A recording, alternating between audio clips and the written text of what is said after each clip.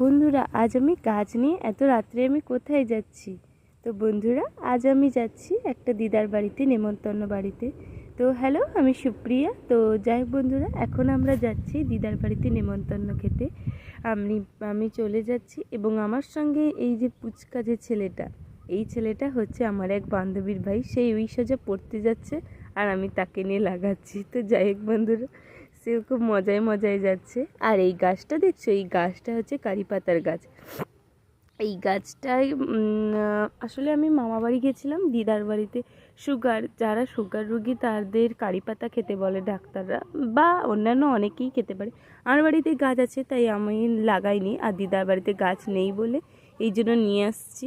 তো যাই হোক, এখন আমরা দিদার বাড়িতে চলে এসেছি তাদের বাড়িতে নেমন্তন্ন খেতে। তো নেমন্তন্নতে খাবারে হয়েছিল লুচি, ঘুগনি আর পায়েস। তো যাই হোক বন্ধুরা, এখন আর লুচি আর ঘুগনি খুব সুন্দর হয়েছিল, আর পায়েসটাও। তো যাই হোক বন্ধুরা, এখনকার মতো এখানেই শেষ। দেখা হচ্ছে নেক্সট ব্লগে।